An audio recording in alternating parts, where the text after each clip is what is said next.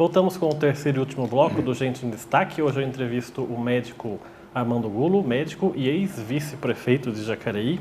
A gente estava encerrando o segundo bloco falando da sua eleição em 96, com o Benedito Sérgio Lencioni, que já tinha sido candidato em 92, tinha ficado em segundo lugar e já tinha um mandato como prefeito que foi nos anos 70 para os 80 ali, né?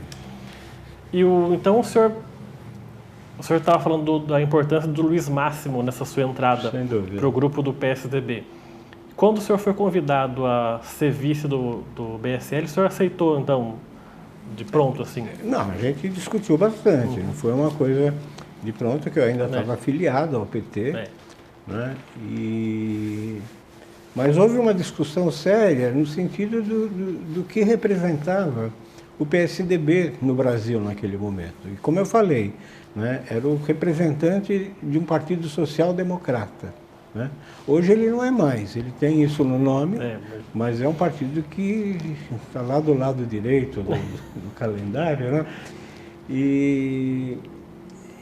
Então foi isso, a gente se propôs a trazer seriedade para a administração, se comprometer com os anseios, né, da população, localizar as áreas que realmente precisavam de investimento, como saúde, né, principalmente os bairros que estavam distantes, e tudo isso, né? Mas, infelizmente, isso acabou não se concretizando. Porque a intenção antes da gente entrar nessa parte da crise do governo, né? O governo do Dr. Telmo, que estava acabando naquele momento, tinha sido um mandato muito, muito fraco. Ele também ficou doente no meio do mandato. Isso. Então, era mais ou menos, teoricamente, era mais ou menos fácil para quem estivesse ali na oposição ganhar a eleição. O PSDB com o BSL e o PT com a professora Judite. Isso. O pessoal do PT, o que disse quando você falou para eles, olha, vou ser candidato agora no PSDB? Eles não entenderam muito, né? Eu acho que até viram assim com maus olhos, né? Mas, na verdade, eu não me machuquei com isso porque realmente eu acreditei naqueles propósitos, sabe? De que a gente ia ter mais condições de fazer o melhor para Jacareí, né? Mas também eu me desiludi logo, porque eu vi que o grupo que foi montado, né? Inicialmente o grupo era muito bom, mas ele foi se desfazendo, sabe? Foi se desfazendo porque existia uma má vontade em resolver as coisas, uma má vontade em seguir certos caminhos, né? Tanto que eu, no meio do mandato, eu acabei me afastando da prefeitura. Voltei a assumir meu posto lá de médico geriatra e voltei ao trabalho de atendimento. Né? Vamos falar então desse governo do BSL. Ele foi eleito em 96, no primeiro ano, 97, eu acho que foi para vocês um ano, entre aspas, um ano normal, né, da administração. De tomar conhecimento das coisas, né, do governo Telmo, que era recém-acabado. Em 98, o senhor é candidato a deputado, né, pelo PSDB, deputado estadual. Tem, se não me engano, 8.000 votos, mais ou menos, né, naquela eleição. E a partir, foi em 98 mesmo, para 99, que se deu essa virada sua, aí ficando já contra o governo. Na verdade, foi um pouco antes que aconteceu, porque quando eu fui candidato a deputado estadual, a prefeitura não me apoiou. Quer dizer, então, né, a prefeitura, que era do PSDB, trouxe candidato de fora para apoiar, que parece que nem era do PSDB. Sim. Quer dizer, então a ruptura já havia acontecido, sabe? Então eu acho que aquela candidatura foi mais para marcar uma posição, né? A mesma coisa aconteceu quando terminamos o mandato e eu me candidatei a vereador. Também pelo PSDB. Também pelo PSDB, que eu ainda era afiliado ao PSDB, e sabendo que o partido estava dizimado. Né? Porque o prefeito já não fazia parte do partido. Já foi expulso, né? Levou com ele muita gente e o partido ficou praticamente desestruturado. Então, assim, a ideia era manter a bandeira, tá certo, do PSDB ainda levantada e colocamos a candidatura. né? Na época, a candidata a prefeito foi a doutora Rosana Graveiro, né?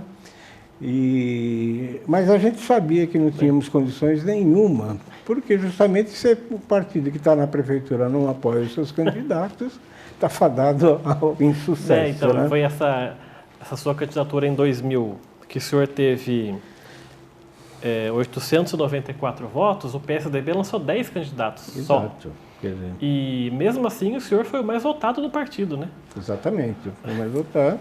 E acho que fui mais votado que vereadores que tinham sido eleitos. Né? Exatamente. É. Mas eu estava pesquisando para entrevistar o senhor, né, nos jornais e tal, e lá eu lembro que tem algumas declarações suas, tanto no Vale Paraibano quanto na Folha de São Paulo, principalmente nessa época da transição, que o senhor rompeu com o prefeito, que o senhor falava muito da interferência da família do BSL na prefeitura, que ele nomeou o irmão dele como secretário, eu lembro que a filha dele também estava na comunicação. Quer dizer, o senhor foi vendo que ali era um governo cuja situação estava muito Sim. perigosa, né? E foi interessante porque dias antes da eleição, o prefeito eleito falava categoricamente que não ia indicar ninguém da família na prefeitura.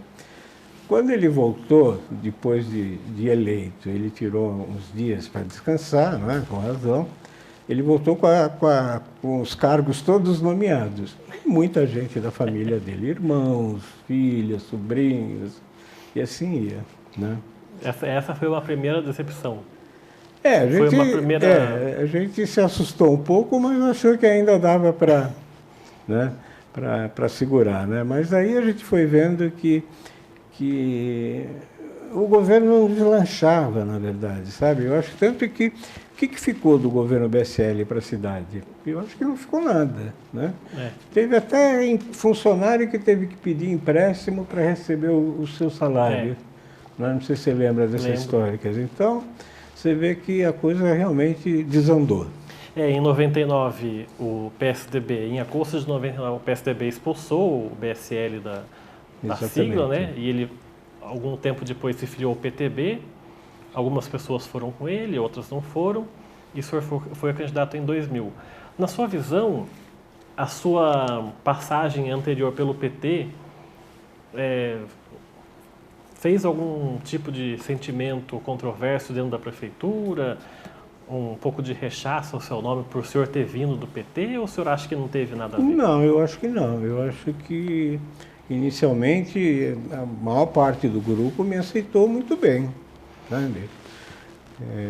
Eu e as outras pessoas que estavam comigo, né? A gente tinha pessoas de grande calibre também nesse grupo, né? Que ajudou a expulsar o prefeito, né? A gente tinha o Gordo Anselmo, que era secretário de obras, né? João Paulo Jacó, que era diretor de compras, né? E assim ia, né? Hoje o pessoal, o João Paulo Jacob ligado lá ao asilo, né? Isso. O senhor também faz parte hoje. Eu já fui da diretoria do asilo, cheguei a ser presidente do Lar Fraterno da Cássia, né? E hoje eu continuo como médico colaborador. O engraçado, curioso dessa eleição de 2000, que o senhor lembrou da Rosana Gravena, né, que é médica. Isso. O senhor é médico. E o outro candidato que também é médico e foi para vereador do PSDB foi o Dr. João Terceiro, né? Isso. O candidato a governador teve 160 e poucos votos também. Isso. O que ficou dessa experiência? Se o senhor resumir esses 4 anos do governo do BSL, nessas confusões, essas brigas, o que o senhor tirou de lição disso? A lição que eu tirei é que eu devia ter ouvido mais a minha esposa. O que ela dizia? Ela falava que não ia dar certo, sabe? Mas ela falava desse do BSL ou já falava desde a sua entrada da política? Não, ela falava desse governo, sabe? Desde da campanha, sabe? Então, realmente assim, eu me frustrei muito, sabe? Porque você vai com o ideal de querendo trazer um monte de coisa, sabe? E na realidade se mostrou outra, né? E depois que passou isso, o senhor pediu desfiliação do PSDB? Sim. Pediu? E depois não foi convidado, imagino, foi convidado a ser candidato outras vezes, né? Sim, fui convidado, mas eu não estou filiado a nenhum partido e... Não quis repetir a experiência. Então, sabe que agora eu tenho apoiado muito o PT de novo. Eu sei, então. Né? Na última eleição, o senhor apoiou o Emerson Goulart, que era do PSD, mas era coligado ao PT, né? Então, eu não apoiei o Marco Aurélio na primeira eleição, porque eu ainda estava no PSDB, né? Mas apoiei na segunda eleição dele, depois apoiei o Hamilton nas duas e apoiei o Emerson na última. Mas, mas foi convidado a ser candidato? Sim, cheguei a ser convidado, não a ser candidato, mas a me refiliar. Sabe? Mas eu ainda... O que ainda faz o senhor resistir a isso? Eu acho que o meu tempo de candidatura já passou, sabe?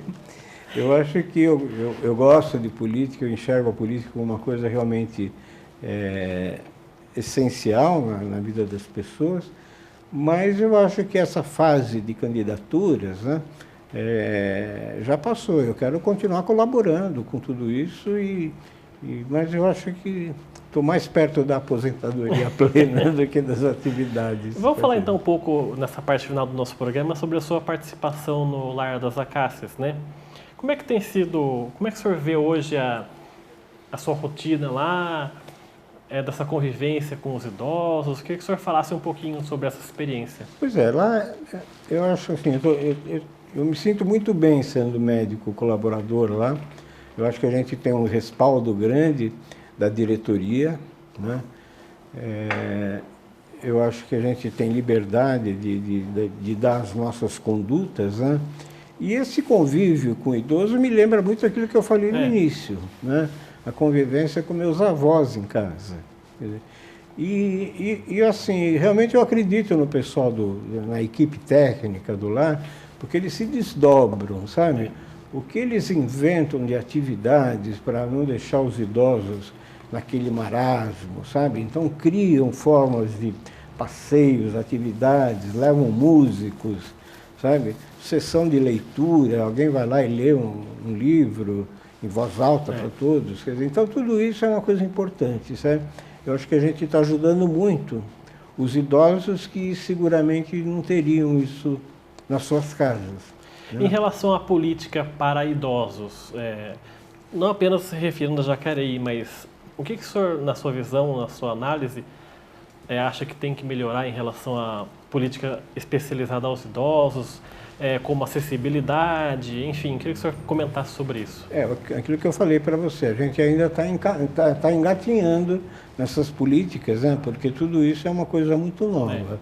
Né? Existem os congressos das sociedades, né? Agora em abril nós vamos ter o Congresso Brasileiro de Geriatria e Gerontologia, que são duas áreas, geriatria e medicina, e a gerontologia, todas as outras áreas, né, que estudam o problema do idoso. Né? Eu acho que ainda falta muita coisa. Sabe? Eu tenho muito medo para o futuro, porque hoje, com a mudança da lei da Previdência Social, eu acho que vai ser muito difícil os idosos conseguirem a sua aposentadoria. E daí o que será deles? Né? O que vai acontecer com esse povo sem... Porque hoje o que a gente vê de idoso que ainda, com a sua aposentadoria, mantém seus dependentes, né? A gente vê lá no lar, por exemplo, que no dia do pagamento que eles recebem muita visita de parentes que vão lá buscar uma colaboração para levar para casa, né? Então isso é uma coisa ruim, né? Então o futuro assim, me preocupa muito. E fora o número de idosos que tende a aumentar cada vez mais, né? Exatamente. Vai superar logo o número de jovens também. Exatamente. E cada vez mais tem que se preocupar com aquilo que eu disse, acessibilidade, equipamentos voltados especificamente aos idosos, Perfeito. enfim. É isso mesmo. Você acha que é nesse caminho, né? Eu acho que é esse caminho. E a luta pelos direitos dos idosos está sempre presente. E para a gente encerrar essa nossa conversa, o senhor vai fazer, agora em março, 68 anos. E eu queria saber do senhor, a gente relembrou toda essa trajetória que o senhor teve, né, aqui em Jacareí. Mas o que o senhor sente hoje mais saudade na sua vida? Eu acho que eu sinto saudade da minha juventude, sabe?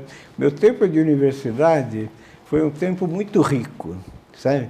Tanto na parte de ensino médico, né?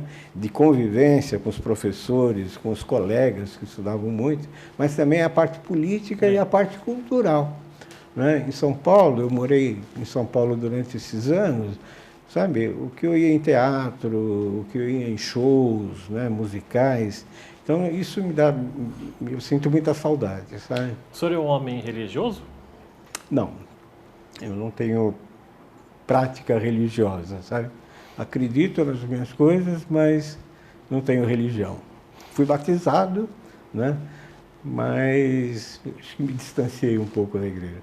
Agora, o Papa Francisco parece que tem colocado umas questões interessantes, né?